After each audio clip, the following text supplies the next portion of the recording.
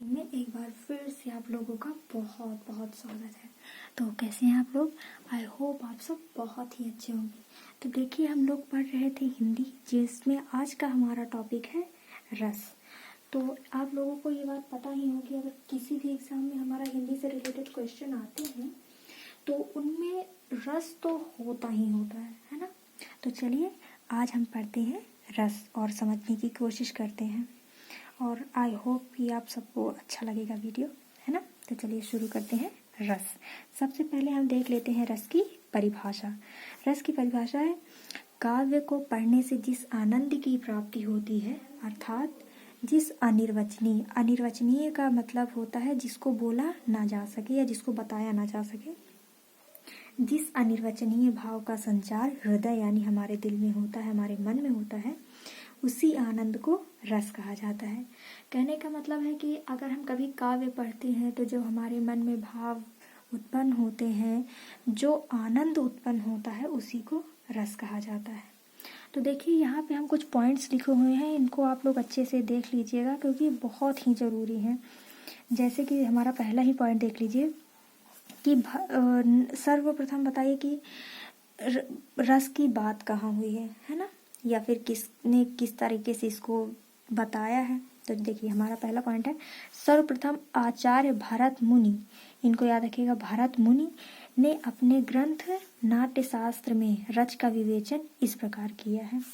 विभानुभाव व्यभिचारी संयोगाद्रस निष्पत्ति, अर्थात विभाव, अनुभाव, व्यभिचारी और स्थायी भाव के मिलने से रस का मतलब रस उत्पन्न होता है ना।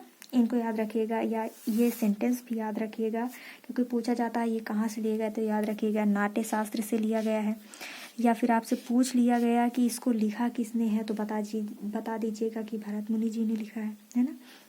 हमारा अगला पॉइंट है, इन्हें रस संप्रदाय का प्रवर्तक भी माना जाता है। देखिए, कई बार पूछा जाता है कि रस संप्रदाय का प्रवर्तक कौन है या फिर किसने किया है, तो हमें पता ही नहीं होता है ना। तो याद रखिएगा कि आचार्य भरत मुनि को रस संप्रदाय का प्रवर्तक भी माना जाता है।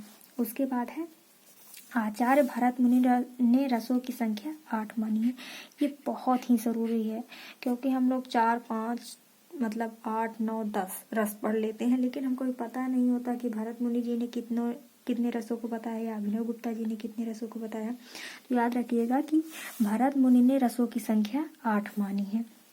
उसके बाद अगला पॉइंट है, अभिनव गुप्त ने 9 रसों को मान्यता दी है, अतः अब रसों की संख्या 9 मानी जाती है। यानी कि आचार्य भरत मुनि के अनुसार रसों की संख्या 8 है और अभिनव गुप्त जी के अनुसार रसों की संख्या 9 है। इसको याद रखिएगा। फिर उसके बाद है, श्रृंगार रस में ही वात्सल्य एवं भक्ति रस भी शामिल है। ओके, तो देखिए हमारी अगली हेडिंग है रस के अंग। ये बहुत ही ज़रूरी है क्योंकि हम कई बार सोच लेते हैं कि रस के अंग पूछ रहे हैं और हम बता देते हैं 9, जबकि वो रसों की संख्या है और ये रसों का अंग है। इसको याद रखिएगा कि रस के 4 अंग हैं। कौन कौन से? विभाव, अनुभाव, संचारी भाव और स्थायी भाव। एक बात और याद रखिएगा कि जो संचारी भाव है इसको व्यभिचारी भी बोलते हैं। ओके, तो देखिए, चलिए सबसे पहले हम देख लेते हैं कि विभाव, अनुभाव इन सब होते क्या हैं, इनको कैसे पढ़ा जाता है ना। देखिए, सबसे पहले हमारा है विभाव। जो पदार्थ व्यक्ति, परिस्थिति या व्यक्ति के हृदय में भाव उत्पन्न करते हैं, यानी जो पदार्थ व्यक्ति के हृदय में भाव उत्पन्न करते हैं वो विभाव कहलाते हैं। यानी कि किसी चीज़ को देखकर, किसी व्यक्ति को देखकर, कोई स्थिति देखकर, मतलब जो मन में भाव उत्पन्न होता है वही वस्तु, व्यक्ति या परिस्थिति विभाव कहलाती है। इसको याद रखिएगा कि विभाव 2 प्रकार के होते हैं, उद्दीपन विभाव और आलंबन विभाव। देखिए, जो वनडे एग्जाम होते हैं उनमें इन सब के बारे में नहीं पूछा जाता कि उद्दीपन की परिभाषा या आलंबन की परिभाषा लिखिए, इसलिए हमने नहीं लिखा है, वरना वीडियो बहुत बड़ी हो जाती है ना।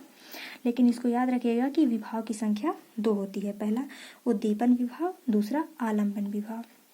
हमारा अगला है अनुभाव। देखिए, मनोभावों को व्यक्त करने वाले शारीरिक विकार अनुभाव कहलाते हैं।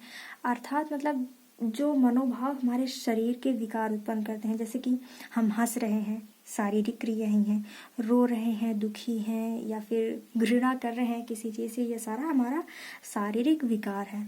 तो मनोभावों को व्यक्त करने वाले शारीरिक विकार अनुभाव कहलाते हैं। और याद रखिएगा, ये सात्विक, मानसिक और कायिक हो सकते हैं। और हमारा अगला देख लीजिए, अगला है संचारी भाव नंबर 3 का। ये देखिए, मन में संचरण करने वाले भाव संचारी भाव या व्यभिचारी भाव कहलाते हैं। इसको याद रखिएगा कि संचारी भाव और व्यभिचारी भाव, क्योंकि कई बार क्या होता है ना, कहीं पे अगर व्यभिचारी भाव दे दिया गया होता है तो हमें पता ही नहीं होता कि ये है क्या। हमने तो 4 ही अंग पढ़े हुए हैं, वहाँ पे व्यभिचारी भाव का तो इस्तेमाल ही नहीं हुआ है। इसीलिए याद रखिएगा कि संचारी भाव को ही व्यभिचारी भाव बोलते हैं।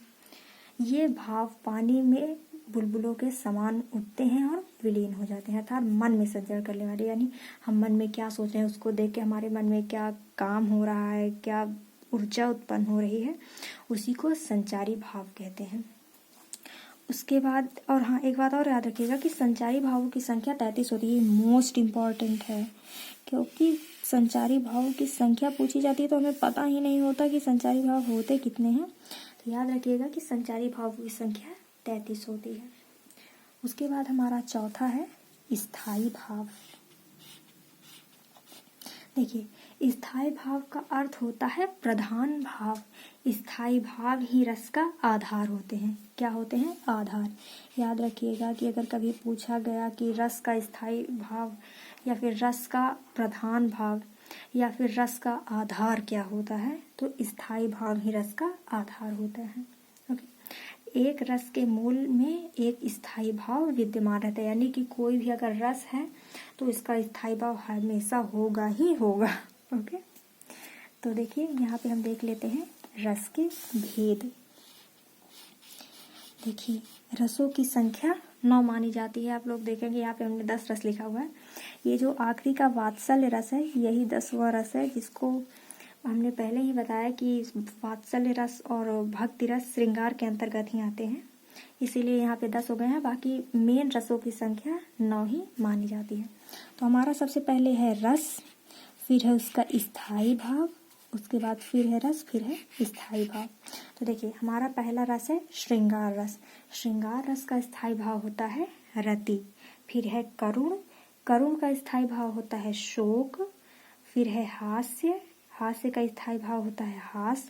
उसके बाद है वीर, वीर का स्थायी भाव होता है उत्साह। फिर है भयानक, भयानक का स्थायी भाव होता है भय। उसके बाद है रौद्र, रौद्र का स्थायी भाव होता है क्रोध।